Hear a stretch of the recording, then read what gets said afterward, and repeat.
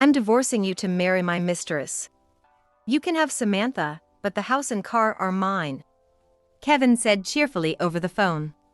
He's finally got the CEO position he'd been waiting for, so I'm no longer useful. And he wants the house and car too? What a greedy bastard. I've always said all I need is my daughter Samantha.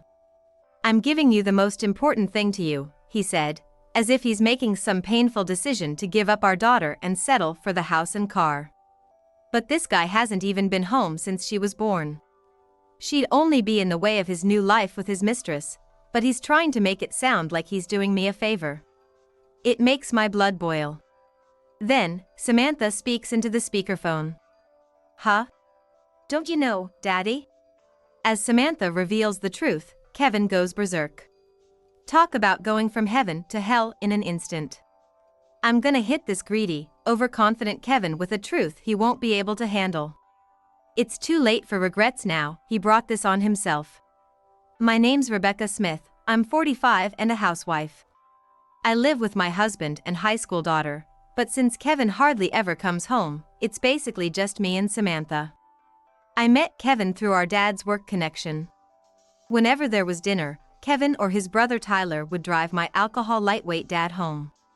Kevin started pursuing me hard, and after a year of dating, we got hitched. I'm a gal who loves cars, I'd rather spend money on cars than clothes or makeup. Kevin's into cars too, so we'd go on drives and talk about taking our future kids to all sorts of places. I've got vivid memories of my folks taking me to the beach and camping in the car when I was little.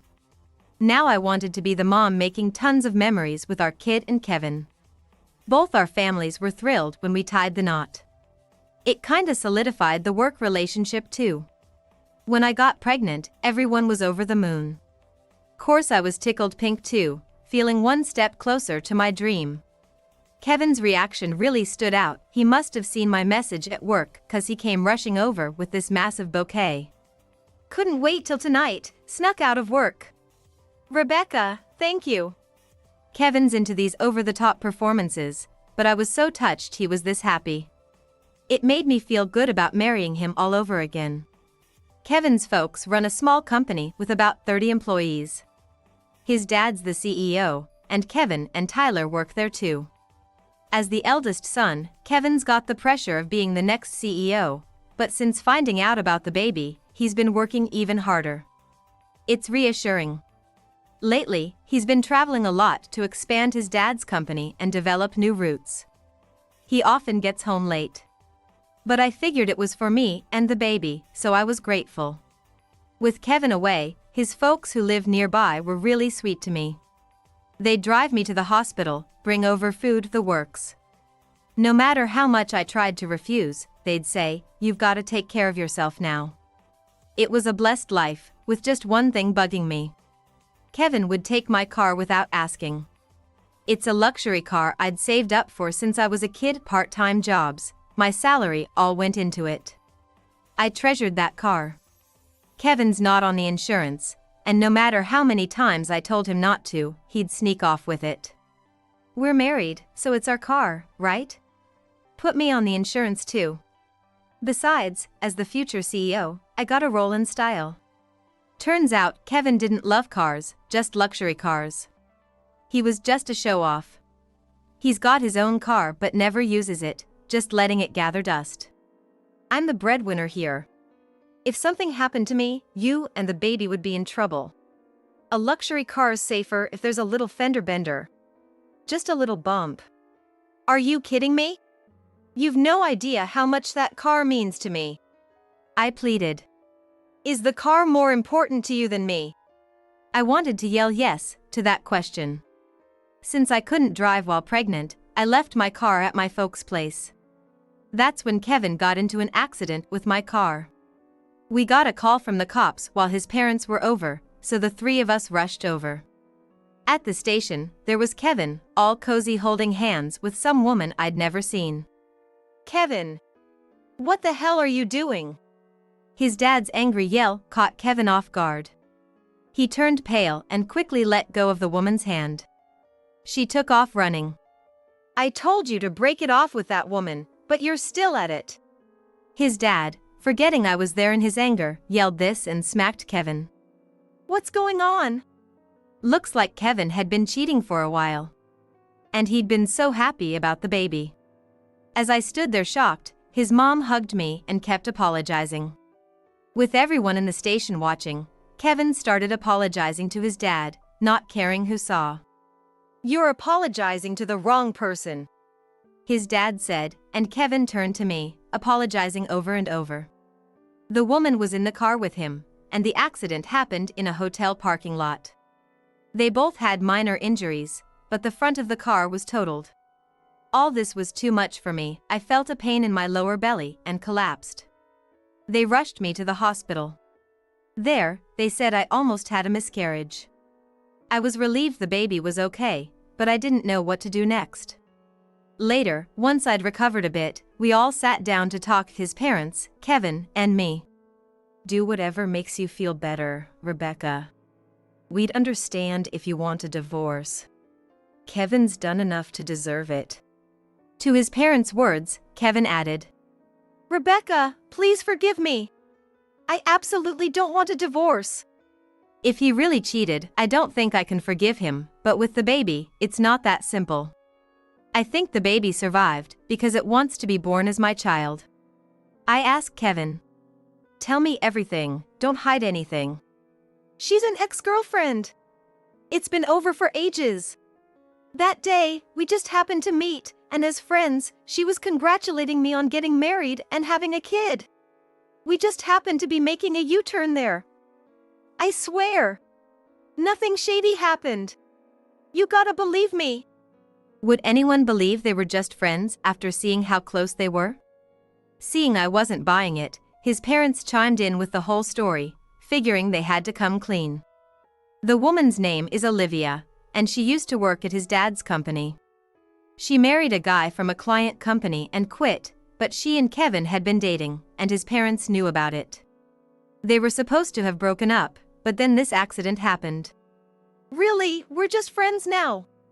I swear on my life. You're the only one for me, Rebecca." All this groveling and swearing on his life, his over-the-top performance is just turning me off more and more. I know why Kevin doesn't want a divorce. It'd cut ties with my dad, and his chance at being CEO would go up in smoke. His dad brings that up too. "We're putting the CEO succession on hold. We've got Tyler too, you know." "Wait, Dad. That's a different issue, isn't it?" Kevin started begging his dad even more earnestly than he'd asked for my forgiveness. "It's not different at all. Our company survives on contracts from Rebecca's father. This could mean the end of the company. Rebecca's keeping quiet for now, but that won't last forever. Rebecca, please. Don't tell your dad. I have a duty to protect our baby. If the company goes under, I'll..." My dad's a department head at a big company, handling client relations. He's had a long relationship with Kevin's dad's company. I don't know what'd happen if I told my dad about this, but it all depends on me. I don't want to cause trouble for Kevin's dad, but I can't forgive Kevin. These feelings are at war inside me. Even so, I decided to give Kevin one last chance. He doesn't have to be a good husband, but I hope he can be a good father to our child. "There won't be a second chance." "Oh, thank you. I knew you'd understand, Rebecca." He jumped up and hugged me tight. His parents seemed way more sincere than Kevin's shallow words of thanks. Kevin seems to have really misunderstood why I forgave him this time. He thinks I love him so much that I couldn't bear to leave him. This made me realize how deeply loved I am. "You're the only one I love, so don't worry." His condescending tone makes me think, man, what an ego this guy. I just decided to wait for the day I could safely give birth. Once this kid's born, Kevin's bound to change and take his role as a father seriously. With that faint hope, I waited for the day. I safely gave birth to a healthy baby girl. But Kevin didn't even show his face at the hospital until I was discharged, using work as an excuse. Not even getting a blessing from her father on her birth. Tears welled up as I looked at my little one sleeping in her tiny bed. Kevin's parents had the complete opposite reaction. "We've always wanted a girl." "Thank you, Rebecca. If there's anything we can do, just say the word." They were so excited the nurses had to tell them to keep it down, but I couldn't hide my joy that there were people truly celebrating this child's birth. His parents named her Samantha, and I vowed to make her happy no matter what. Kevin started being away from home more and more for work, but Samantha grew up healthy. To Samantha, Kevin was just like some uncle who'd show up at the house occasionally. Meanwhile, his parents were still going crazy over their granddaughter, even saying they'd build us a house. Kevin, who usually never comes home, rushed back from work all excited when he heard about this. I was in the middle of politely refusing his parents' offer, saying they'd already done so much for us that I couldn't possibly accept a house on top of that. But when Kevin heard this, he said in disbelief, "Rebecca, you really don't have any ambition. There's gotta be something wrong with you if you don't want a house.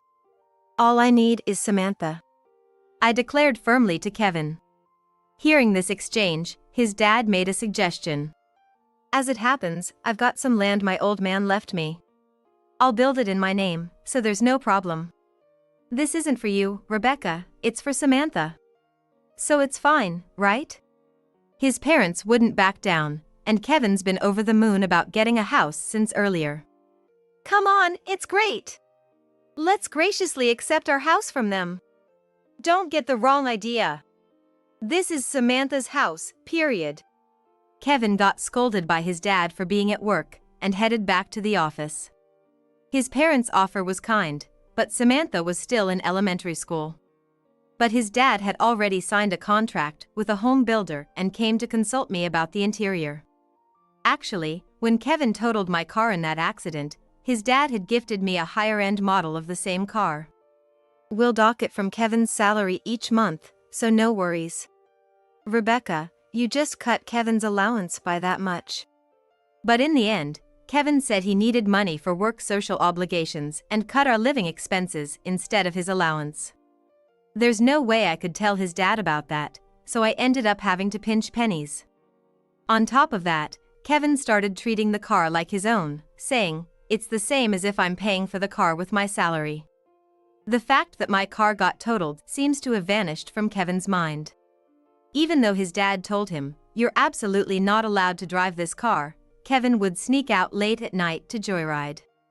But when Samantha had a fever or got hurt, he never offered to use that car.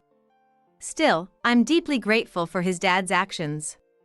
So once again, I found myself relying on his parents' kindness. When Samantha started high school, she got busy with college entrance exam prep. Kevin would say, "Girls don't need an education and only give us the bare minimum for living expenses," so I'd started working a few years back. His parents building us a house meant no rent, so he cut our living expenses even more. Mistakenly thinking I loved him and knowing I wouldn't tell his dad or my dad anything, Kevin was doing whatever he wanted. He probably thinks I'm a devoted wife who believes in and patiently waits for her loving husband. We've been beyond repair for a long time now. Because Kevin's still with that woman. I expected that, but the moment he failed to fulfill his role as Samantha's father, my one hope, it was over. Kevin just sneaks in to take the car at night and brings it back in the early morning without seeing me or Samantha. He can't even be called family anymore, let alone a father. One day, Samantha said to me, "My close friend's from a single-mom household and has it really tough. When I think about that, I guess having a dad like ours is better than nothing." I've thought about divorcing Kevin many times, but I kept putting it off until Samantha finished elementary school, then junior high school, then high school. His parents' kindness and Samantha's practical nature have kept me going. Hearing Samantha talk like that made me wonder if I should keep up this facade of a marriage a little longer. Eventually, Samantha got into college, and I was thinking it was about time to decide what to do next. That's when his parents came to visit. "I've decided to retire. I'm handing the company over to Kevin, but Rebecca, don't you think it's about time you were free?" "You mean divorce? He's selfish, as you know, and it's clear you'll have an even harder time if you stick with Kevin as CEO. Actually, Kevin gave me this to pass on to you." Saying that, his dad put a divorce paper on the table with Kevin's section filled out. I was shocked by this unexpected turn of events. After his parents left, Kevin called me while I was driving. I pulled over to the shoulder and put him on speaker. "Hello? I'm on a business trip overseas right now." Kevin continued in a cheerful voice. "I'm gonna remarry my mistress, so let's get divorced. You can have a daughter, but the house and car are mine." He must have timed this with when his dad gave me the divorce papers. "Dad's on board with this divorce too. You got the divorce papers, right? Sorry to do this to you since you're so in love with me, but you don't have the right to refuse. He's got the CEO position he's been waiting for, so I'm no longer useful. And he wants the house and car too. What a greedy bastard. I've always said all I need is Samantha. I'm giving you the most important thing to you," he said, as if he's making some painful decision to give up our daughter and settle for the house and car. But this guy hasn't even been home since she was born. She'd only be in the way of his new life with his mistress, but he's trying to make it sound like he's doing me a favor. It's exasperating as always. Then Samantha, in the passenger seat, speaks into the phone. "Huh? Don't you know, Dad?" "Wah! Oh, Samantha!" Kevin let out a stupid-sounding yelp at Samantha's question. "The house and car are mine, you know? What are you talking about?" I can't believe Samantha's taking that seriously. That was just Grandpa putting on an act so your mom would accept the house and car. Nope. Grandpa had a lawyer over yesterday to put it in my name, you know? What? Kevin let out an even dumber-sounding yelp this time. I decided to explain so Kevin could understand from across the ocean. "That's why your dad and mom kept saying, 'Don't get the wrong idea, it's Samantha's house,' remember? I was there for the paperwork yesterday too, so there's no mistake." "Is that true?" "Why would I lie about something so easy to check? You know your parents are people of their word, don't you?" "This is ridiculous. Why Samantha and not me? What's the point of a kid like Samantha getting it? The CEO position, the house, the car. It should all be mine." Kevin was screaming half-crazed on the other end of the line. How greedy can he be? Doesn't he feel ashamed in front of his daughter? Then the next moment, Kevin said something unbelievable. "Fine, I'm not giving you Samantha. I'll just divorce Rebecca and take Samantha." What a predictable personality. As Samantha and I were chuckling, Olivia started making a fuss on the other end of the line. "What? That's not what we agreed on. I absolutely don't want any kids. We don't have a choice. This is the only way to get the house and car." He probably thinks he's whispering, but we can hear their conversation loud and clear. "Hey, Dad. We can hear everything, you know?" "Huh? Maybe there's something wrong with my phone?" "Yeah. That's weird. Must be 'cause I'm overseas." You think I'd want to go with you after hearing all that? Even before that, there's absolutely no way I'd ever go with you. I mean, I absolutely don't want to. "Don't say that. If you come with Dad, you'll be the CEO's daughter. Isn't that awesome?" He seems to think he's dangling bait, but Samantha ain't gonna fall for that. He doesn't know a thing about his own daughter. Listen up. I can do whatever I want with the house and car. If I sell the house and start a business, I won't just be a CEO's daughter, I'll be the CEO myself. Ain't a high school CEO kinda cool? Wait. Samantha, let's calm down, okay? First, let's take it easy. Why don't you calm down, Dad? You're being super lame. Don't do anything rash, got it? You hear me? I mean it. Samantha silently pressed the end call button. Our phones kept ringing after that, but we ignored them all. After all, we're busy preparing to move. The next morning, I was woken up by persistent doorbell ringing.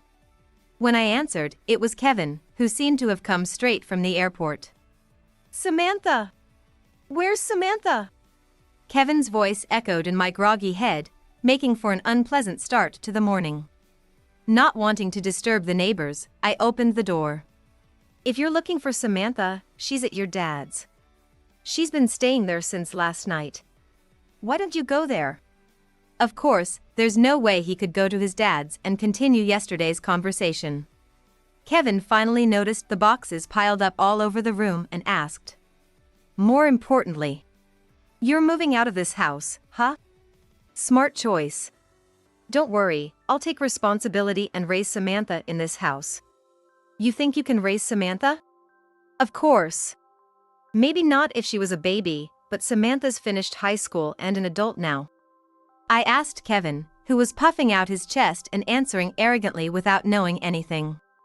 So, you can pay for college tuition too? Pharmacy school is gonna cost quite a bit. Huh. I never agreed to college. I told you women don't need education. You like dumb women, don't you? Like that mistress of yours. Samantha chose to become a pharmacist so she could support herself even if she married a loser like you. What did you say? You're calling me a loser. Tell me how I'm a loser. He's probably never been called a loser by anyone before. His face is so red it looks like steam might come out. If you're asking how, I'm not sure where to start. Hee hee, your entire existence is trash. What's so funny? Stop laughing. You drove my car around, ended up in an accident with your mistress, and acted like the house and car your dad bought us are thanks to you. You don't even pay proper living expenses. You say you're gonna remarry your mistress and take in a daughter you don't give a damn about just to get the house and car. How is any of this not being a loser? There's plenty more to say about Kevin being trash, but it'd take all night to list it all. Still, it seems the damage to Kevin was enough. He's shaking his tightly clenched fists. Since it's all true, he's got no way to fight back. More importantly, have you been to the company? As the new CEO, shouldn't you go check out the company your dad handed over to you? What do you mean? You'll see if you go. Sensing something was up, Kevin seemed bothered by my meaningful words and headed to the company. 30 minutes later, Kevin came back out of breath. This is bad. There's no one at the company. I can't get in touch with Dad or Mom. What's going on? Do you know something? Your dad left this with me for you. I handed Kevin the letter his dad had left with me, knowing he'd definitely stop by here. Start from scratch. What the hell is this? It means exactly what it says, doesn't it? Don't mess with me. What happened to the employees? You know something, don't you? Tell me. All I know is that everyone moved to Tyler's new company where he's the CEO. His dad had given up on Kevin long ago. He had no intention of making him the successor since finding out about the affair with the mistress, but he gave Kevin one last chance when he married me. But even that chance disappeared when he got into an accident with my car. Tyler was originally planning to start his own business and happened to consult with his dad around this time. Kevin had forced clients to entertain him, demanded kickbacks, and brought his mistress to meetings pretending she was his secretary, earning him a bad reputation. So they decided to move the foundation to Tyler's new company, which was run by a capable and well-liked person. His dad told my dad everything and apologized, but my dad said business and private matters are separate. He promised to continue doing business with Tyler, who he could trust. Originally, they were planning to shut down the old company at this point, I told Kevin. Then, why didn't they close the company then? It was your dad's kindness, thinking you, me, and Samantha would be left out on the street. You were hanging on by a thread thanks to me and Samantha. No way! Kevin was the only one who didn't know anything. After everything, from employees to clients, was moved to Tyler's new company, the old company became just a paper company with only the name left. His dad told Kevin, there are complaints from clients and employees, so don't come to the office, and made him work remotely to keep him away from the company. Kevin was happy to goof off, so he didn't know anything. So, Dad handing over the CEO position to me and telling me to divorce Rebecca was all planned. Planned? No way. Your mom and dad told me many times that I should divorce you. But I decided to put up with it until Samantha got into college for her sake. When Samantha got into her chosen school, your dad said, "Leave the rest to me." Dad said it'd be too pitiful to make Rebecca suffer anymore, so divorce her. That was the condition for handing over the CEO position. Hearing that, Kevin apparently signed the divorce papers without a second thought.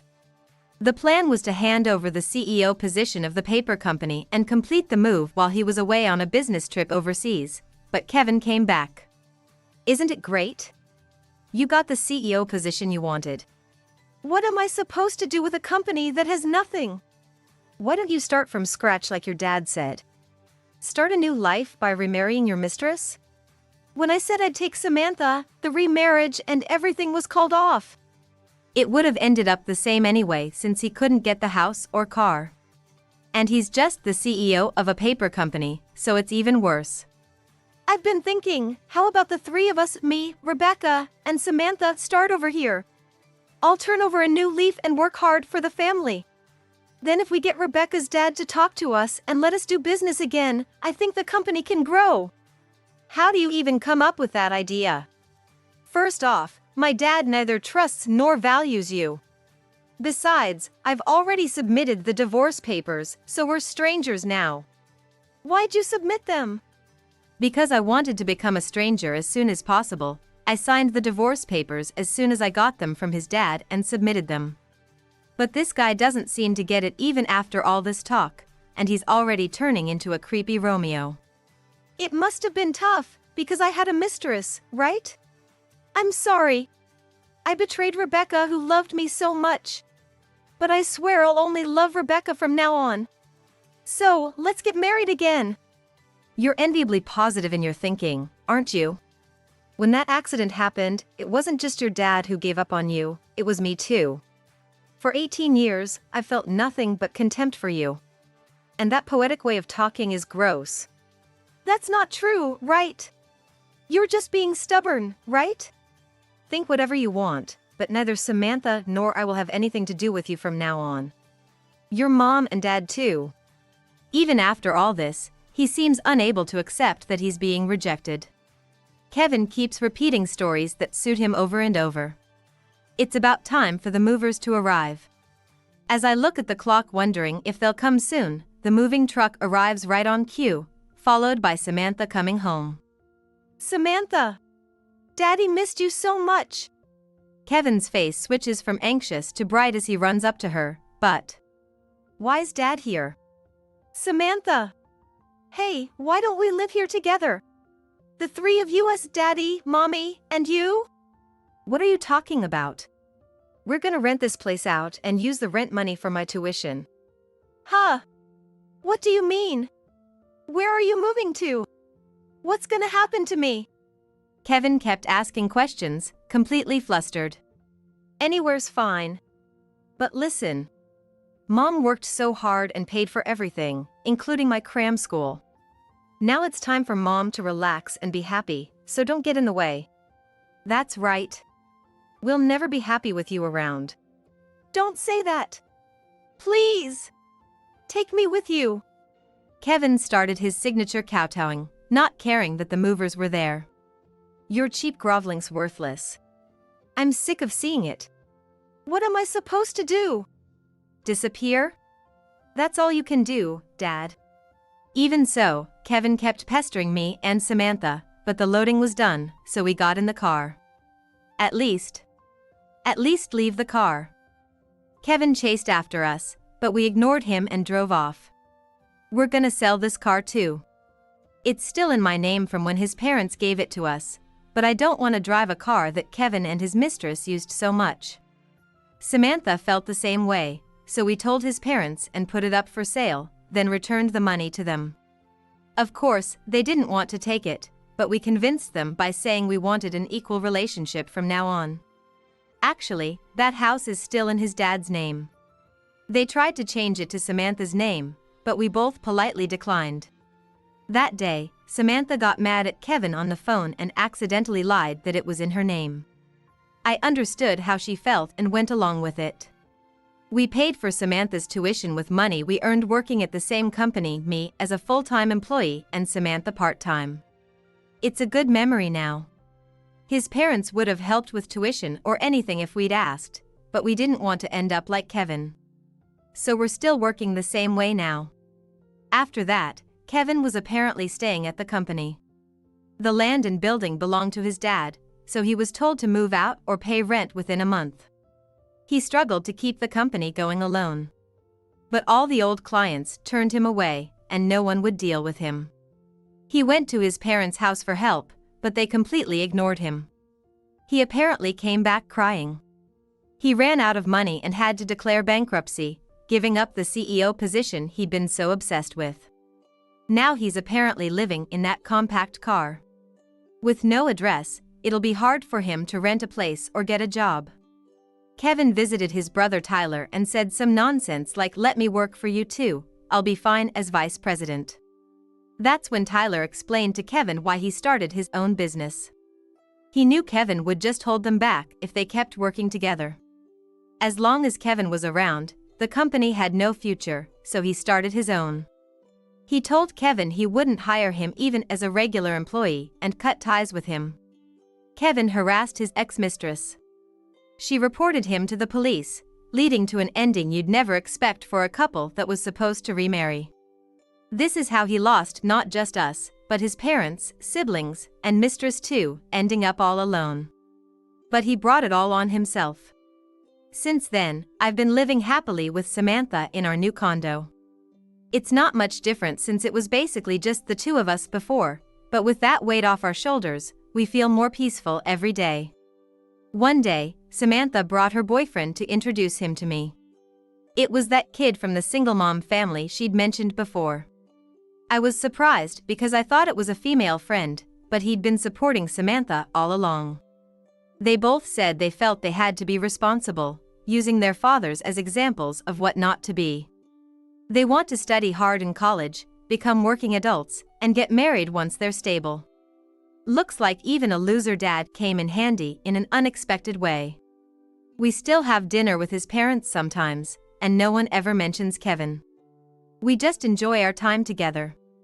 My goal now is to save up a bit more money and buy a car to go on drives. I want to forget everything and cruise along the coast. Samantha and I are looking forward to that day. I've got something important to talk about.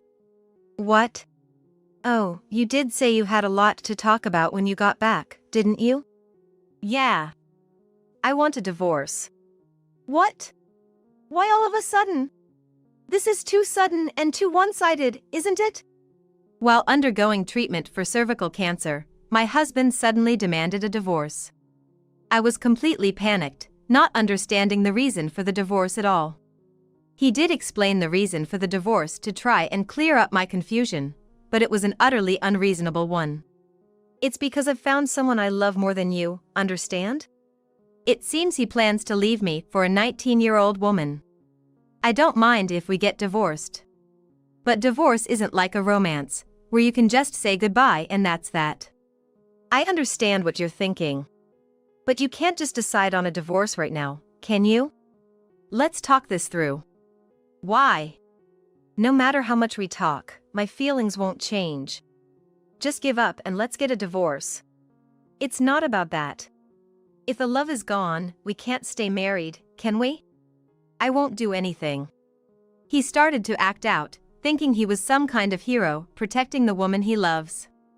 I was already irritated at being presented with a divorce for such an unreasonable reason, but being talked to as if I were some monster obstructing his love path only made me more irritated. I'm sure if he says one more irritating thing, I won't be able to hold back. You know you're at a higher risk of early childbirth and miscarriage after the surgery for cervical cancer, right? That's basically the same as being infertile. No value in a woman who's infertile. I'm gonna remarry a cute 19-year-old. He stepped on a massive landmine. These were words that should never be said, not here, not anywhere. I'll pack my bags. I decided to not have any discussions and leave the house. At that moment, if he had calmed down even a little and tried to stop me, he wouldn't have ended up regretting it so much. 3 days after I left the house, I was called to the hospital because there was something about my husband. Since the divorce hadn't been finalized, I reluctantly headed to the hospital. When I arrived, there he was, sitting in a chair, frozen, his face pale as a ghost. "I'm glad you could come right away. What's wrong? Did something happen?" "Yes. Your husband, actually." He collapsed to his knees. It seems a massive divine punishment had come down on him. "My name is Michelle. I'm a 27-year-old office worker. I married Kyle last year, and it's almost been a year since we got married. Kyle works at a supermarket as an employee, taking care of the produce section. We met 3 years ago, at his workplace, but my first impression of him wasn't very good. What should I make for dinner tonight? I'm too tired to think. Maybe I'll just buy some cheap vegetables and make a stir-fry like usual." Exhausted from work, I decided on the dinner menu in my head. Being familiar with the supermarket, I knew exactly where everything was. I headed straight for the stable and cheap vegetables. On the way, I noticed that cabbage was on sale, which stopped me in my tracks. I can't finish it by myself, though. "It's a good deal, isn't it? The price goes back tomorrow, so you'd better buy it now. It is good for your skin because it has vitamin C, and it's also good for your bones because it contains vitamin K and calcium." "Oh, yes. Thank you." I wasn't expecting to be approached by a store employee, so when Kyle suddenly spoke to me from behind, I jumped. Turning around, he continued to extol the virtues of cabbage to me, ignoring my bewildered expression, like he was a sales clerk in a clothing store. Not knowing how to respond, I nodded politely, put a head of cabbage in my cart, and walked away. After that day, whenever Kyle saw me in the store, he would always recommend vegetables to me. Eventually, he started talking about things other than vegetables, like his job and his life, and began asking about mine, eventually inviting me out for a meal. Essentially, Kyle was hitting on me. The idea of being hit on by a man who was hitting on a customer during work hours left a bad impression on me. However, he kept inviting me out, so on a whim, I decided to go out to eat with him once. I thought my husband was a bit frivolous for hitting on me, but when we went out to eat, he was surprisingly kind and sincere.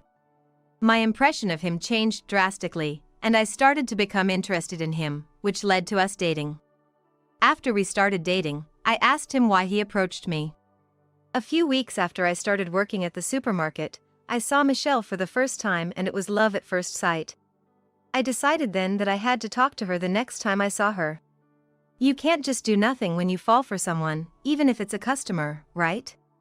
Turns out, Kyle wasn't frivolous, he was passionate about love, the kind of guy who gets tunnel vision when he likes someone. After 2 years of dating, we got married last year. We've been married for a year now, so we were thinking it might be time to start trying for kids. Then, a significant event occurred. One day, I was in agony in the bathroom. At first, I thought it was just my regular period, but the amount was abnormally heavy. I also started bleeding at times other than my period, and there was blood in my urine. You've been feeling sick a lot lately, haven't you? Are you okay? I think I'm okay, but maybe you're lacking iron. Why don't you try eating more spinach and prunes? I think nutrition is important, but it's not just that. Maybe I should get checked out at the hospital. It still hurts. When I came out of the bathroom, Kyle looked worried and spoke to me. However, my stomach started hurting again soon after, and I had to retreat back to the bathroom. Lately, this has been happening a lot. Feeling that something was definitely wrong, I decided to go to the hospital for a checkup. Some people believe they'll never get seriously ill. I was one of those people. And often, it's exactly those people who suddenly find themselves with a serious illness. I became one of those people. You have cervical cancer. Me? But I'm still young. Cancer? Cervical cancer is actually more common in younger women, starting in their late 20s. Hearing I had cancer at the age of 27, I was disheartened, feeling as if my energy was drained and my back started to hunch like an old woman's.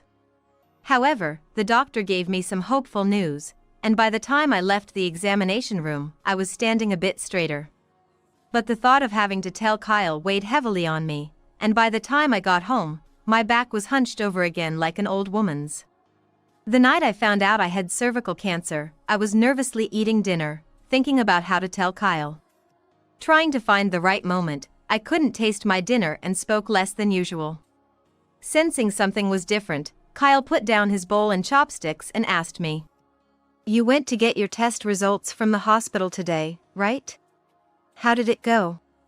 At Kyle's question, my heart felt as if it had been punched. I put down my bowl and chopsticks and braced myself. "I have cervical cancer." Cancer? But you're so young. Cervical cancer can occur in younger people too. I don't know much about cancer, but can't they just remove it with surgery? If they remove the uterus, does that mean you can't have kids anymore? Don't worry. That's not the case. Surgery is needed, but the disease hasn't progressed too far, so they don't need to remove the whole uterus. So, even though it's cancer, treatment is possible, and I can still get pregnant. Really? That's a relief. The illness is tough, but it's a saving grace that treatment and pregnancy are possible. Hearing my words, Kyle picked up his bowl and chopsticks again, reassured. And seeing his expression, I also felt relieved and continued explaining while holding my bowl and chopsticks. Cervical cancer occurs near the entrance of the uterus, and the surgery involves cutting out a cone-shaped piece of the cervix with a laser scalpel. So, the shape will change after the surgery. Because of the change in shape, there's an increased risk of preterm birth and miscarriage. But don't worry too much. The risk increases, but it doesn't become extremely high. Hey, we're eating. Even if it's important, can we not talk about surgeries and miscarriages right now? It makes it hard to eat. Oh, sorry. Relieved by Kyle's reaction, I cheerfully continued explaining, which made him pause his meal again. I decided to continue eating quietly, but the tension was no longer present on my face. The following week, I was admitted to the hospital for surgery. It was supposed to take about 2 to 3 weeks, but that was just an estimate. Depending on the situation, I could be discharged earlier or it might take about a month. Thinking I might be hospitalized for about a month, I naturally worried about Kyle's well-being as his wife. Make sure you eat properly. Don't fall into an unbalanced diet, okay? I always eat with balance in mind. It's you who doesn't eat vegetables, right? Make sure to wake up on time in the morning and not be late for work. I'm the one who gets up earlier since my work starts sooner. You're the one who ends up being late even when I try to wake you up. No matter what I worried about, it always seemed to come back like a boomerang. It appears there's no need to worry about Kyle being on his own. Once hospitalized, I felt anxious about undergoing major surgery for the first time, and I couldn't sleep at all on the first night. The next day, sensing my anxiety, Kyle visited me and avoided talking about the illness or surgery. Right now, we're getting a lot of new student workers. A college guy started to produce, and 3 students joined the cashier team. Oh? Was one of them a freelancer? I hardly go over to the registers, so I forgot. Maybe I'll check next time. Weren't you saying the young workers tend to quit soon? Hopefully, they stick around this time. That's more of an issue with the meat section. The work there is tough, so I guess it can't be helped. I've never felt so grateful for such ordinary conversations. Talking to Kyle made me feel as if I were at home, and it helped to calm my nerves. However, on the day of the surgery, I felt overwhelmingly anxious. The nurse tried to calm my nerves with kind words, but as the time for the surgery approached, I gradually couldn't understand what she was saying due to anxiety and tension. By the time I was headed to the operating room, I started feeling so scared that I wanted to run away. But after entering the operating room and some time had passed, I realized the surgery was already over. About 6 hours had passed, but all I had were vague memories. The surgery, which I was so scared of, was over before I knew it, thanks to the general anesthesia. It was somewhat anticlimactic. Now that the surgery was over and I felt relieved, I was somewhat excited about how I would share this first surgery experience with Kyle. However, Kyle didn't visit the hospital on the day of the surgery or the day after. There was no response to my messages either. Why wouldn't he at least send a message? 5 days after the surgery, just as I was starting to feel annoyed, Kyle finally visited the hospital. How are you feeling? Wow, you look much better than I thought. How long do you think it's been since the surgery? You didn't reply to any of my messages. I'm alone at home now, so I have to take care of everything while working, you know? I plan to contact you, but I always end up falling asleep. Well, that's okay. It looks like I'm recovering smoothly, and it doesn't seem like I'll be hospitalized for a month. That's good to hear. Are you getting enough nutrition? After surgery, your body is weak, so you should eat soft leafy vegetables like Napa cabbage or cabbage, which are high in water content. Make sure to eat them. I eat what's given to me at the hospital, so there's not much choice there. I had planned to express all my dissatisfaction about Kyle not visiting the hospital, but his words reminded me of the inconvenience I was causing him, and I couldn't bring myself to say anything harsh. While Kyle is capable of living on his own, that doesn't mean it's not a burden. I felt a strong desire to be discharged as soon as possible. However, after that visit, Kyle stopped coming to see me again. Even when I contacted him, there was still no reply, as usual. I understand that work and household chores can be overwhelming, but over a week passed without any response from Kyle. How are you feeling? Is discharge still a ways off? Wait a minute. I get that work is busy and household chores are tough, but over a week without any word is too much, isn't it? No, I've been feeling off myself. Where? You look perfectly fine to me. It's not that I feel sick or anything. Kyle started fidgeting as if he was holding back from going to the bathroom, his hands covering his lower half. He seemed uncomfortable, but I was curious about what he meant by feeling off, so I asked directly. Why are you holding yourself like that? Did something happen? Well, I've got something like a rash down there. You what? That sounds like...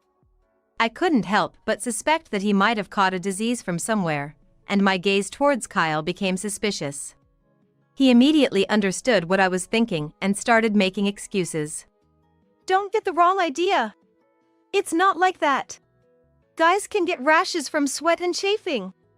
I just didn't want to say anything because it's embarrassing and I didn't want you to think I'm dirty. Really?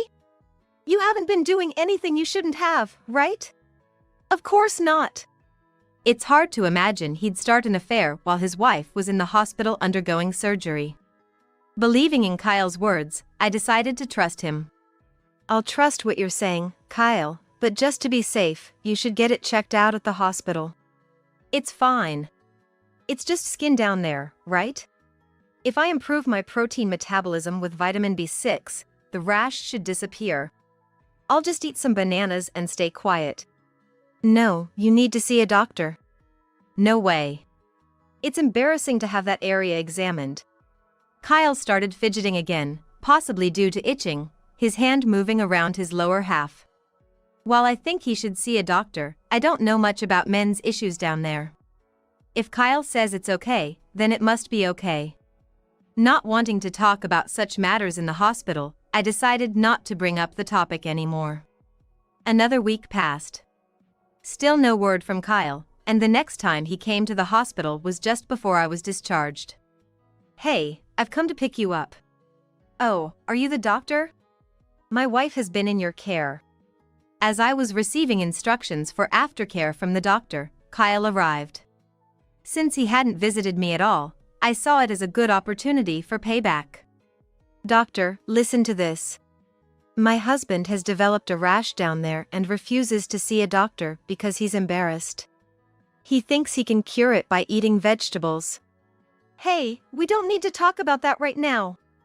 A rash? That does sound concerning. What does it look like?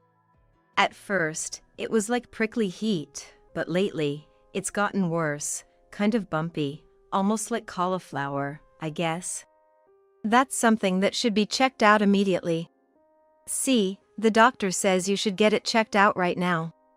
Today's the day my wife is being discharged, and we have a lot to discuss at home. I'll get it checked tomorrow or sometime after. Make sure you do. It's important to get it checked out soon. Now that the doctor had insisted, Kyle had no choice but to go to the hospital, no matter how embarrassing or reluctant he was. Though I felt a bit embarrassed discussing Kyle's issue with the doctor, the embarrassment was surely greater for him. Serves him right. Feeling somewhat lighter, I left the hospital with Kyle. Though I had been hospitalized for only about 3 weeks, it felt like I hadn't been home in much longer. Excited to be back, I energetically plopped down on the living room sofa, my usual spot. Instead of sitting next to me, Kyle sat across the table, facing me. Michelle, there's something important I need to talk about. What? Oh, you did say you had a lot to talk about when you got back, didn't you? Yeah. I want a divorce. What? Why all of a sudden? After the surgery and being discharged, still needing treatment, Kyle dropped a bombshell I hadn't anticipated. I was so stunned by his words that I became speechless, my mind a whirlwind of confusion. Kyle continued to explain, trying to clear up my confusion. Remember I mentioned a new cashier started? I've fallen for her. It happened while you were hospitalized, so I decided to tell you once you were discharged. I thought it might affect your recovery if you were stressed. No, isn't this too sudden and too one-sided? It's not like I did anything wrong, right? Yeah, that's right. You haven't done anything wrong. It's just that I've found someone I love more than you. Please understand. Hearing Kyle's words made my head spin. I knew Kyle's love was passionate and intense, focusing solely on the person he loves without seeing anything else around him. But I never thought that this kind of love would continue after marriage, leading him to pursue someone new straight away. The new cashier started around the time I was hospitalized, right? So, you were having an affair with her? That's why you never visited me at the hospital. Did you catch your illness from her? Don't get it wrong. Indeed, I didn't go to the hospital because I fell for her. But we haven't started dating yet. We decided to wait until I had broken up with you properly. So, there's been nothing physical between us.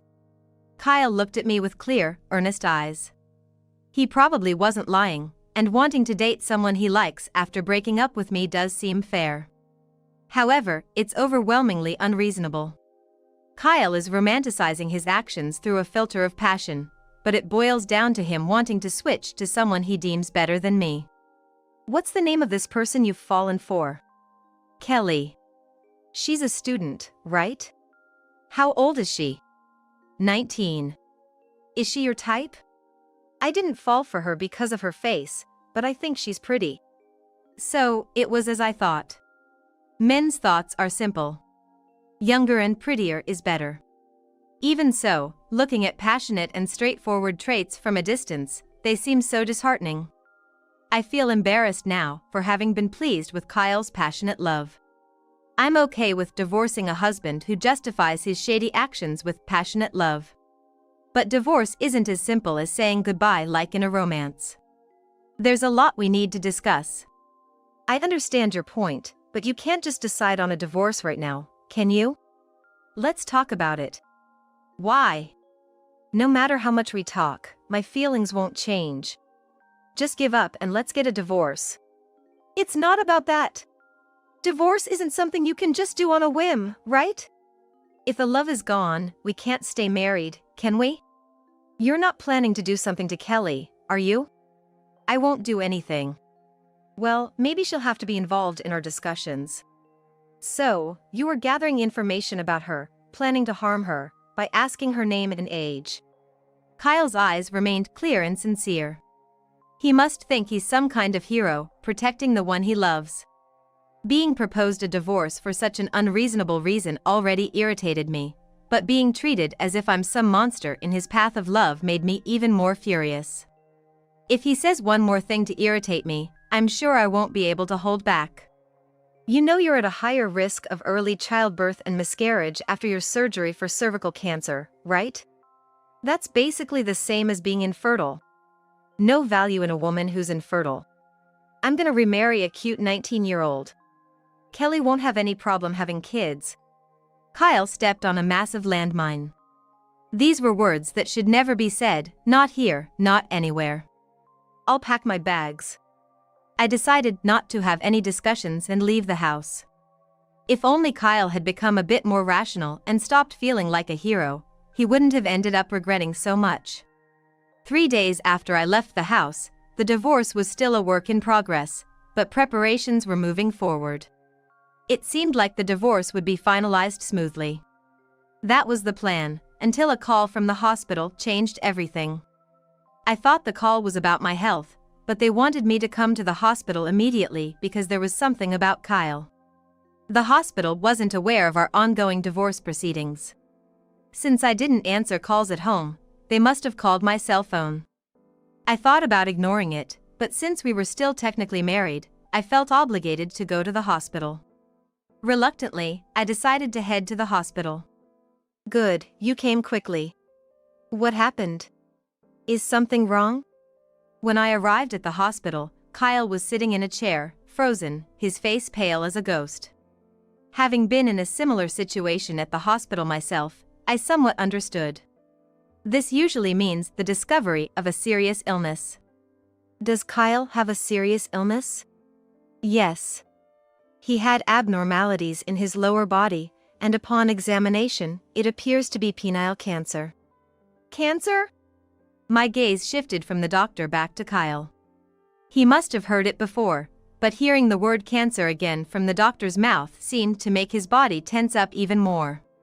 Is penile cancer like cervical cancer more common in younger people? No, it's more common in older individuals, over 60.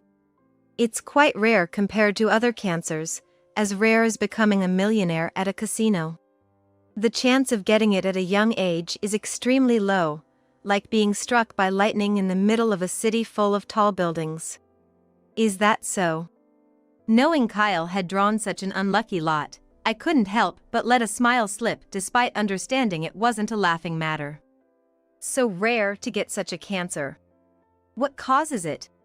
It's hard to say definitively, but human papillomavirus is a common cause. Yes, it's the same as cervical cancer. So, did I give cancer to Kyle? That's not necessarily the case. It can be transmitted through sexual activity, but it's also possible for men to contract it. So, it might have been transmitted from your husband to you, or both of you might have already been infected. Normally, the immune system handles it without issue, but in some cases, it can lead to cancer. Is Kyle's cancer treatable? Yes, similar to your cervical cancer, it can be treated with surgical removal. That means... I looked at Kyle's face again, and my smile widened. He hadn't noticed me laughing at him before, but this time he caught me. What are you laughing at? Sorry, I just couldn't help it. Doctor, does removal mean the whole thing? No, considering the progression, it will be a partial removal. What does that mean for having children? There won't be any issues with having children. However, there might be a decrease in reproductive function, and we'll try our best, but the shape might change. Doctor, just go ahead and remove it all. What's wrong with you? Why have you been like this? Kyle, perhaps irritated, tried to stand up and confront me. But his legs gave out due to the shock, and he collapsed to his knees. Despite this, his anger and frustration didn't subside, and he continued to yell at me while looking up from the ground. The doctor, unaware of our plans to divorce, looked perplexed at our exchange. He watched silently as I laughed, holding my stomach, and Kyle, yelling at me. Kyle had planned to leave me for a young and pretty 19-year-old. He must have been looking forward to it. Now, for his pleasure, he has encountered trouble in the most crucial part. He pointed out the increased risk of early childbirth and miscarriage due to my surgery for cervical cancer, but now Kyle also faces risks to his reproductive function. Doctor, we're getting divorced, so there's no need to contact me about my husband's illness. Well then, you take care now. Make sure you listen to the doctor and take your treatment seriously. I left the hospital feeling amused by the story I had heard. All that's left is to finalize the divorce as quickly as possible. However, the illness caused a bit of a stir in our divorce proceedings. A week after learning about Kyle's illness, my phone rang again. It was Kyle, so I thought it was about the divorce, but it turned out to be something else. Please! Let's pretend the divorce talk never happened. Why all of a sudden? We've come this far, why now? When I told her about my illness, Kelly dumped me. Seriously? My smile widened again. But this time, since it was over the phone, I didn't have to worry about being yelled at for laughing. I had somewhat anticipated this outcome. Kyle tends to go off the rails when it comes to love, and a 19-year-old's love can be impulsive. That's probably why their gears meshed so well together. However, after hearing about Kyle's illness, this Kelly seemed to have regained her composure. It was much like when I was freed from the spell of Kyle's love for an unreasonable reason. At 19, the choices are plentiful, so it was probably easier for her to break free from the spell than it was for me. Having regained her composure, Kelly, like me, appears to have easily discarded Kyle. With this kind of genital illness, no one will marry you. We're not divorced yet. Can't we start over, go back to square one? We're both people with the same concerns about having children, right? Let's support each other and live together going forward. So, you just want any young and pretty girl, huh? Don't say that. Work is tough. Everyone at the store knows about our divorce talks and me dating Kelly. If I'm dumped by both you and Kelly, I'd be too embarrassed to keep working. I don't care about that. Why don't you just find another job then? And don't call me anymore unless it's about the divorce. Wait! Don't be so cold. Please reconsider. I thought it was a pointless call and hung up, ignoring Kyle's pleading words. It's about time to go shopping for dinner. I decided to head to a supermarket that wasn't the one where Kyle works. Afterward, our divorce was finalized. Kelly, who had been dating my ex-husband, dumped him and quit her cashier job at the supermarket. I have no idea where she went. She's probably erased the incident with my ex-husband from her mind and is living her usual life somewhere else. However, unlike a student who can easily reset their environment, my ex-husband doesn't have that luxury. For now, he seems to be continuing to work as a supermarket employee. But, since Kelly apparently spilled everything to everyone around, my ex-husband seems to be working under the scrutiny and gossip of his coworkers. I imagine he'll find the environment too uncomfortable and will probably change jobs eventually. Also, since Kelly was just a girlfriend, a simple goodbye was all it took to end things with her. However, with my ex-husband and me, it was a divorce. Divorces require explaining the reasons to family members.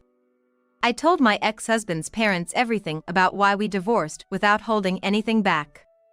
Naturally, his parents were furious. The news spread to relatives, and it seems he's feeling out of place not just at work but among family members as well. As a result, my ex-husband has become completely isolated. He will soon start treatment for his illness. Fighting an illness alone must be hard, but it's his own doing, so I hope he manages on his own. I've returned to work after my surgery and am recovering well. I'm still 27, so I'm hopeful for a good encounter in the future. Until then, I plan to focus on my work. I'm not cold, leave me alone. I won't hand this child over to someone bad like you. On the evening when a major cold wave was reported on the news, I was hurrying home. That's when I happened to spot my niece, but something about her seemed off. For some reason, she wasn't wearing her coat, just carrying it in her arms. Looking closer at what she was holding, I was shocked to see it was a baby. Moreover, both my niece and the baby looked unusually thin and their clothes were dirty. In this cold, where are you going with a baby? Unable to ignore my shivering niece, I offered to let her rest at my house for a bit. As soon as she saw me, she snapped at me angrily. Shut up! Who says I'm going to your house? I have a bad relationship with my sister, and her daughter, my niece, dislikes me as well. Still, her rejection was stronger than I expected, which took me aback. But under the cold sky, I felt it was dangerous to leave my niece and the baby alone.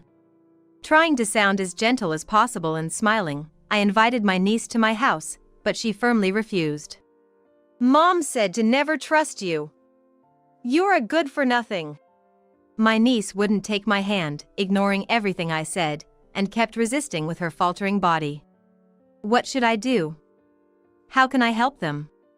While I was internally panicking but still trying to persuade my niece, a car unexpectedly pulled up right beside us. Shocked at what might be happening next, I was astonished to see my husband stepping out of the car. Well, no choice then, I'll have to take her by force. He simply said, and before we knew it, he swiftly picked up my niece, baby and all, and quickly placed them inside the car.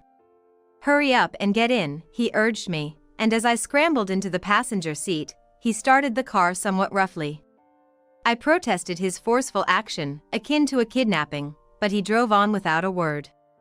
The place we eventually arrived at left me breathless. My name is Maple. I'm a typical 29-year-old housewife, born and raised in an ordinary family and married to an ordinary man. I have an older sister by 2 years. I don't recall our relationship being particularly bad during our childhood. Though we had our fights occasionally, we also played together, just an average pair of siblings.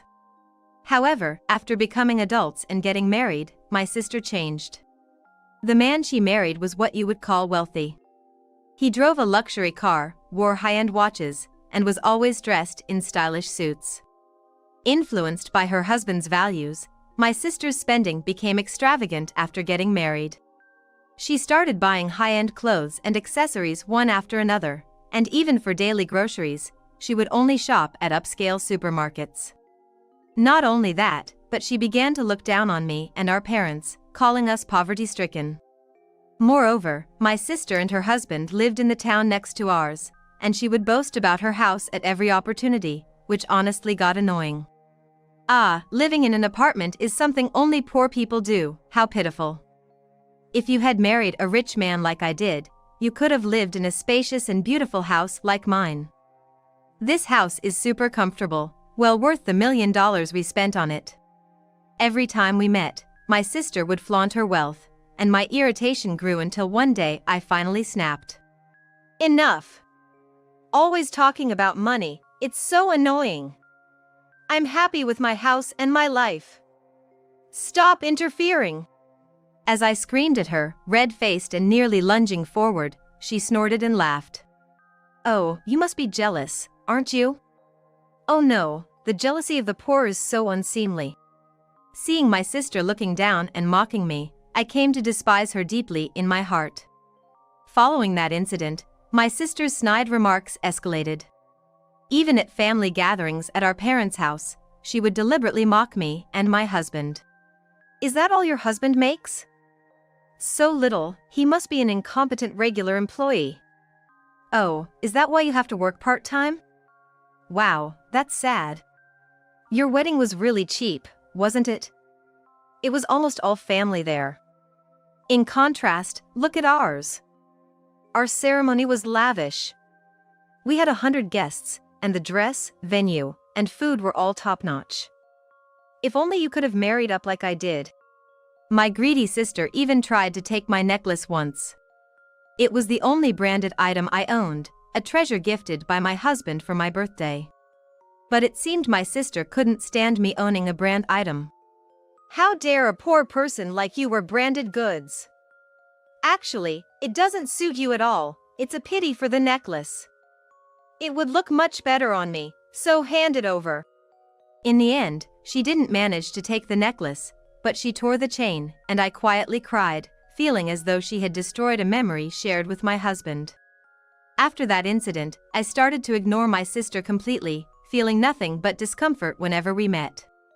In avoiding her, I also decided to distance myself from her family.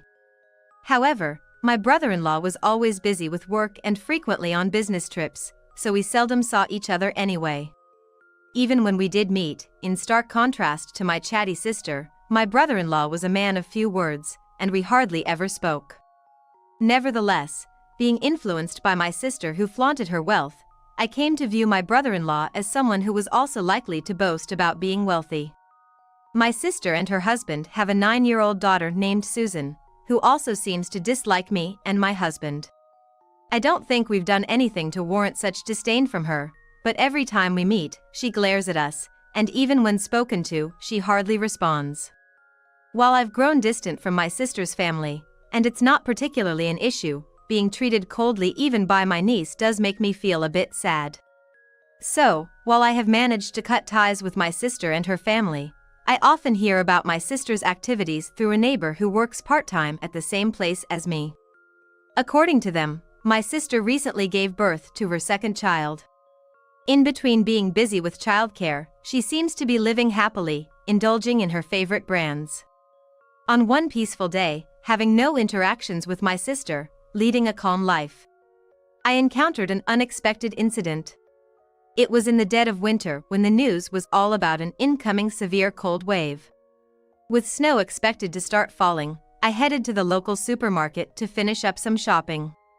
It was incredibly cold, as the news had warned, and I was walking briskly with my scarf pulled up to my nose. Then, on my way, I happened to spot my niece, Susan. Before Susan noticed me, I thought about quickly leaving. However, something about her seemed off, catching my attention.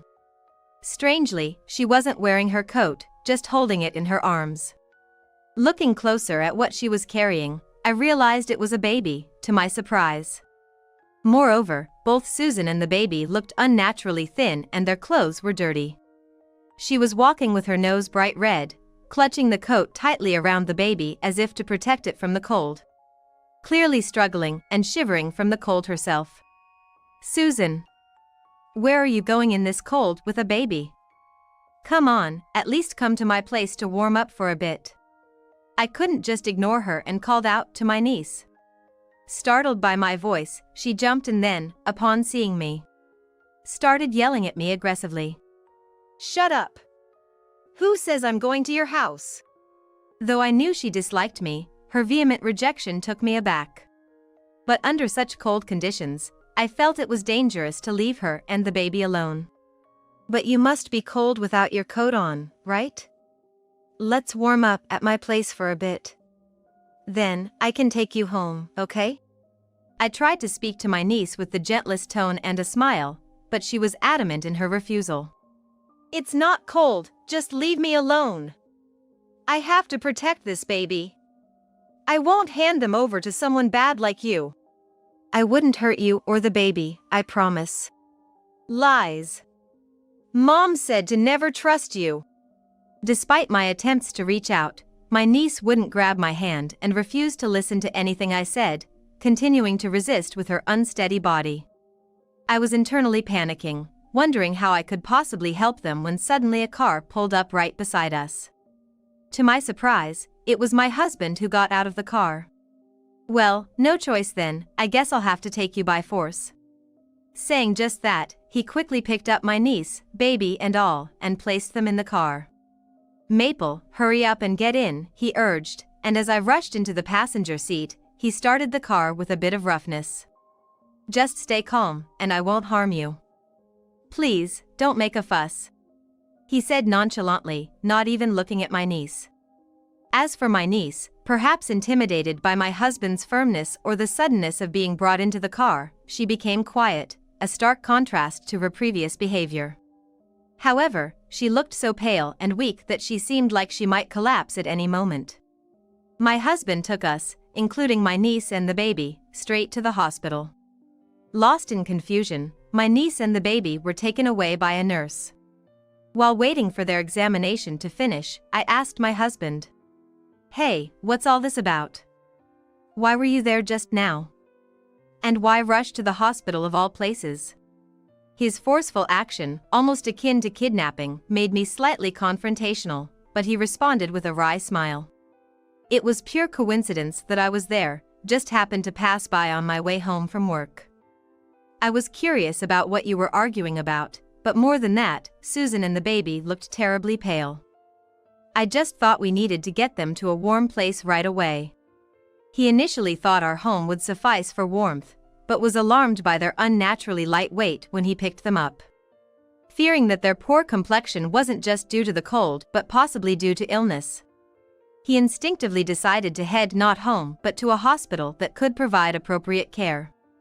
Although being suddenly put in the car was a shock, if my husband hadn't shown up and it was just me, I wouldn't have been able to do anything. Reflecting on it, his actions, while abrupt, were immensely appreciated. Eventually, it seemed the examination for my niece and the baby was complete, and my husband and I were informed about their condition by the doctor. Apparently, both were suffering from malnutrition and were now receiving 4 drips while resting in warm beds. Aside from malnutrition, there appeared to be no other abnormalities, providing us some initial relief. However, the situation of a 9-year-old wandering outside without any adult supervision, carrying a malnourished infant, raised suspicions of neglect. When we informed the doctor that we were not fully aware of the circumstances, he immediately reported the situation to the police. About 30 minutes later, after the 4 had finished and my niece woke up, we had a chance to talk to her. Whether it was the hospital environment or the warmth of the place that calmed her down, my niece was no longer in her previous state of total refusal and was willing to engage in a normal conversation. According to her, my sister, her mother, was currently away on a trip with friends and not at home. Likewise, my brother-in-law was absent due to his usual business trips. During my sister's absence, she had left the entire care of the baby to my niece with the instruction, "You take care of it." However, without any specific guidance, my niece had been trying to care for the baby by imitating what she had seen her mother do. Amidst this, the baby's complexion turned pale, and it started crying inconsolably. Unable to calm the baby down, my niece decided to take the baby to the hospital. She used her only coat to wrap the baby for warmth and set out for the hospital despite the cold. I stumbled upon my niece during that journey. Had we not found them, my niece and her siblings might have frozen to death by now. Realizing this possibility made me shiver. That must have been tough. By the way, why did you have such an aversive attitude towards my wife? My husband casually inquired, and my niece awkwardly averted her gaze as she responded. Apparently, from a young age, my sister had instilled in her the lie that I was a bad person. She told my niece, "I was bullied by my sister since we were kids. She's a bad person, so you must never get close to her." Of course, that was a lie from my sister, but to a child, a mother's words are everything. Without verifying the truth, my niece grew up believing I was the enemy who bullied her mother. However, witnessing how my husband and I earnestly tried to help them this time made her question what she had been told by her mother. "Is what Mom said true? Were you bullying her?" My niece asked with sincere eyes, and I shook my head in response. "Your mom and I got along when we were kids. If you don't believe me, you should ask Grandma and Grandpa." Moved by my answer, my niece tearfully bowed deeply. "I'm sorry for being so defiant when you were just trying to help. I'm sorry for hating you all this time because I believed what Mom said." Understanding the reason my niece had always disliked us brought me relief, but also a strong anger towards my sister. According to my niece, my sister wouldn't be back until tomorrow, so we decided to take care of my niece and her siblings for the night. After apologizing, my niece seemed to feel lighter and started to engage in normal conversations with us, albeit still a bit awkwardly. Feeling her becoming more comfortable, I asked her about her daily life while we were eating dinner at our house. It turned out that even before the baby was born, my niece often had to stay home alone. During those times, my sister neither prepared meals in advance nor gave her money for food, leaving my niece to go hungry. I felt a simmering anger towards my sister's selfish actions. After ensuring my niece and the baby were fed and had fallen asleep, I called my parents to plan revenge on my sister. The next day, my husband and I took my niece and her siblings to my sister's house. My parents were already waiting there, and my mother rushed to embrace my niece and her siblings the moment she saw them. You've had a tough time, haven't you? You did well. Held by my mother, my niece quietly shed tears. Then, we decided to wait for my sister's return. While leaving my niece with my mother, I went around the neighborhood to inquire about my sister's behavior. When I shared that she had been neglecting my niece and the baby to go out, most of the neighbors were outraged and shared their observations of my sister's usual cold treatment towards my niece, including frequently yelling at her. Also, having learned that my sister was expected to return home sometime after noon today, I waited for her with my parents. I tried calling my sister's cell to inform her that we had taken care of my niece overnight and that we were waiting for her return at her house, but as expected, she did not answer. So, ignoring my sister's lack of response, I continued to wait for her return at the entrance of her house, together with my parents. After a while, my sister arrived back home with a few friends. What? Why are you here? And Mom and Dad too? What do you want? Upon seeing me, my sister immediately showed her displeasure without trying to hide it. I stared back at her without backing down and said, "Last night, we found Susan walking with the baby and took care of them. I tried contacting you many times, but you never noticed, did you? There should have been numerous missed calls from not only me but also the police and our parents regarding this matter." Pointing this out to my sister, who seemed unaware, prompted her to hurriedly check her phone. Seeing the call log, the color drained from her face. Realizing the situation was serious after seeing missed calls from the police as well, she said, "Oh. I just remembered I have something else to do. So, I'll be going." "Wait. Where do you think you're going?" As she tried to flee, our father grabbed her by the scruff of the neck to stop her. Caught by our father, my sister momentarily tried to struggle and resist but soon gave up and hung her head in resignation. Our parents have always been strict about manners and etiquette, and from a young age, my sister and I were brought up to be well disciplined. I am grateful to my parents for instilling in us the proper attitude and manners one should have as a person, but my sister seemed to struggle with such formalities and often disliked our parents for it, frequently escaping from their discipline. My parents, particularly my father, never overlooked such behavior from my sister, and I believe his attitude towards her was quite strict. Perhaps because of this, even as an adult, my sister still feels intimidated by our father. The sight of our family arguing as soon as my sister returned home, especially with my father catching her trying to flee, caused her friends to become uneasy. In front of them, our parents loudly scolded her for her mistreatment of her grandchildren, including this incident. How could you go on a trip leaving a 9-year-old and an infant behind? What were you thinking? You say Susan is responsible, but she's still a child. To dump the care of a baby on such a child. Are you even a mother? And it's not just this time, it seems you've left Susan alone to fend for herself many times before, without even preparing meals. Do you even realize you're a mother? If your husband is often away on business trips, it's all the more your responsibility to look after the home and children, isn't it? As my parents revealed more about my sister's behavior, her friends were puzzled, asking, "What do you mean, and didn't you say you were leaving the kids with your parents?" However, witnessing the anger of our parents, the sheepishness of my sister, and the frightened look of my niece peeking out from behind us, they seemed to realize the truth in my parents' words. Now, everyone present was glaring at my sister. As if she couldn't stand the atmosphere, my sister continued to make excuses while trembling and turning pale. It's not like that. I was told my husband was at home yesterday. Lies. Then how do you explain everything up to now? That's. While this exchange was ongoing, the police arrived. "Excuse us, we are from Central Police Station. We received a report last night suggesting your daughters might be subjected to abuse. Could we discuss this matter in more detail?" Oh, wait. Eventually, without much resistance, my sister was taken to the police station. After being taken in, my sister underwent questioning and, being her first offense, was released with just a stern warning. The person who appeared as my sister's guarantor was her husband. It seems our parents had contacted him last night, and he had rushed back from a business trip. While we were taking care of my niece and her siblings at my sister's house, waiting for their return, my sister and her visibly angry husband came back in the evening. Upon seeing her father, my niece joyfully hugged him. "Daddy! Welcome home!" "Susan, I'm home. I'm sorry for making you feel lonely.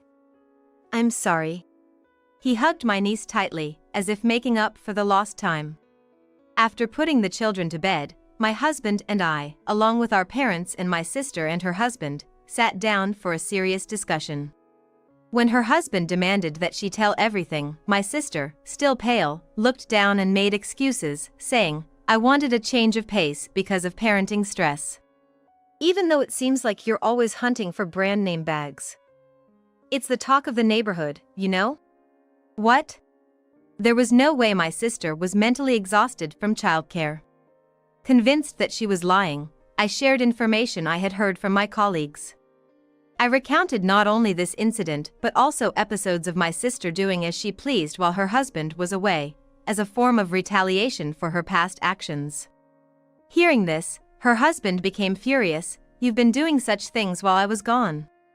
To prove the truth of my accusations, a quick search of the house revealed a stash of brand name goods hidden in the back of my sister's closet. So, what Maple said is true. Faced with the evidence of the brand name goods, my sister nodded in resignation. According to her confession, she had lied to her husband about the children attending expensive lessons to receive a large sum of money. Moreover, she often neglected the children's care, not only when she was out but also when she was at home. "I'm so disappointed in you. You always said you were managing the housework and childcare properly.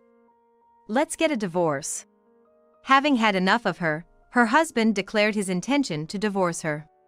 Having no excuses left for her misdeeds, my sister quietly accepted the divorce. She couldn't let go of her pride in their mansion, pleading with her husband, "Please leave the house to me." Her husband, who had no interest in the house, agreed to transfer it to her in exchange for a reduction in her share of the other assets. However, the story of what happened spread among the neighbors and her circle of friends, tarnishing her reputation as a woman who mistreated her children and was abandoned by her husband. No one was willing to help my sister. She faced scorn when she went shopping, was rejected when she tried to find part-time work in the neighborhood, and became completely isolated. Eventually, unable to step outside her home and mentally deteriorating, my sister sought help from our parents.